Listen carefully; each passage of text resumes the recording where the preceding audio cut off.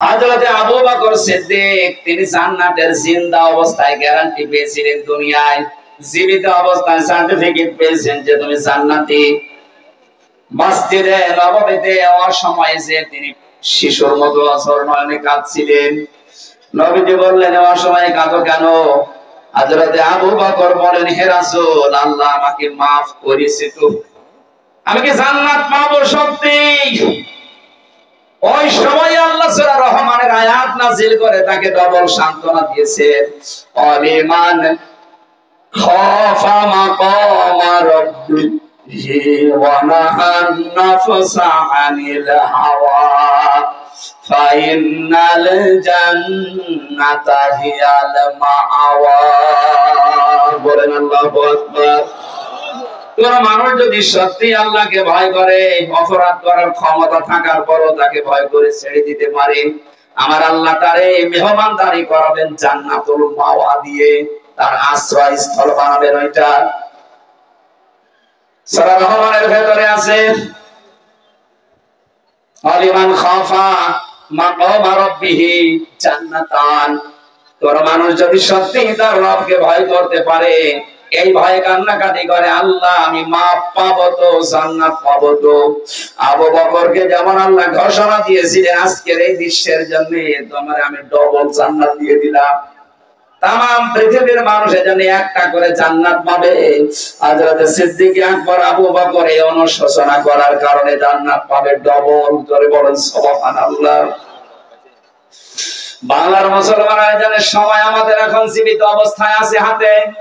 আমরা সব সময় এই টেন্ডেন্সিতে থাকি, এই প্রেশানে থাকি, আল্লাহ আমাকে মাফ করবা তো।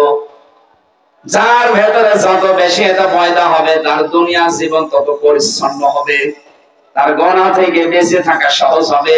পৃথিবীর এই জমিটা যে ধোঁকা, তার কাছে পরিষ্কার হবে। চেয়ার বলেন, বউ বলেন, অর্থ সম্পদ বলেন, সবকিছু আল্লাহর ভাষায় যেহেতু ধোঁকা, এই ধোঁকাটা তখন সামনে এসে দাঁড়াবে। আমার হায়াতুদ দুনিয়া ইল্লা মাতাউল গুরুর। আল্লাহ পাক বলেন, হে পৃথিবীর মানুষেরা, দুনিয়ার জীবনটা কিন্তু ধোঁকা। এজন্য আমরা অন্ধকারে যারা পড়ে আছি, আমি সহ প্রত্যেকে যেন আমরা থামি। আপনার স্ত্রী কিন্তু সত্যি ধোঁকা। আপনি আজকে মারা যান, দেখেন একদিনও আপনাকে আর রাতে পাহারা দেবে না, বলবে জিন আসবে। অথচ এর জন্য আপনি বাবা শাহজালাল সব হালাল করে ফেলেছিলেন। যেই সন্তানের সুখের জন্য তাকে একটা ভালো বাইক কিনে দেবেন, তাকে একটা মোটরযান কিনে দেবেন, এই জন্য আপনি বৈধ অবৈধ দেখেননি। বিভিন্ন প্রতিষ্ঠানে চাকরি করা অবস্থায় বাম হাতের ইনকাম করেছিলেন। আপনার এই অবৈধ টাকা নিয়ে এসে হয়তো বাইক আরামে চড়বে, মোটরযান চড়ে বেড়াবে। এর জন্য যে অপরাধটা হয়ে গেল, এইটার ভাগ আপনার ওই ছেড়ে নেবে না, কবরে আপনারই মগুর খাওয়া লাগবে।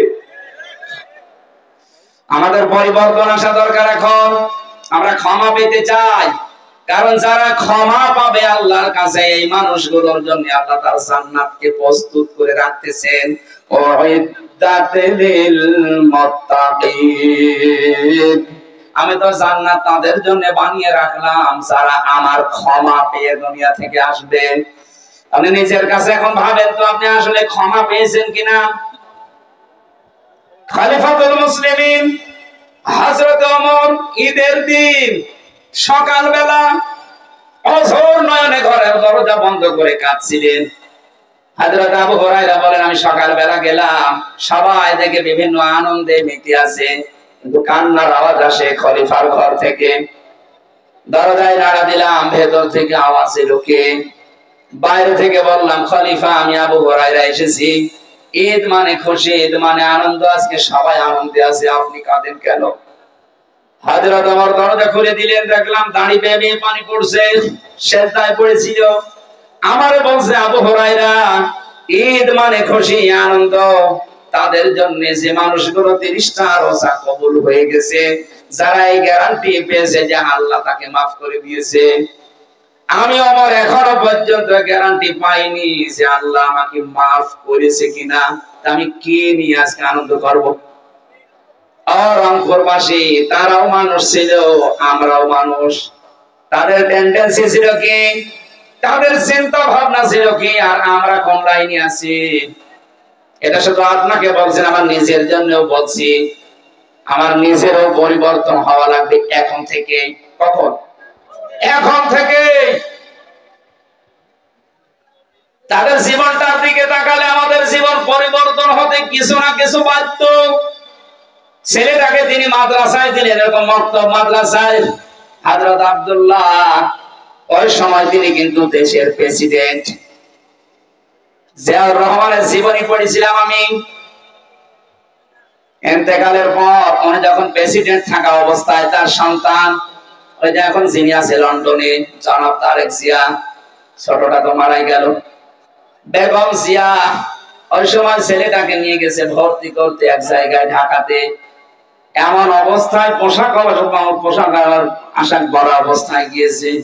ওখানকার দায়িত্বশীল জিজ্ঞাসা পর্যন্ত করেছে, কি আপনি এই অবস্থায় কারো চিনতে পারে নাই নাকি? প্রথমে ছেলেটার পরিচয় জিজ্ঞাসা করেছে, নাম কি?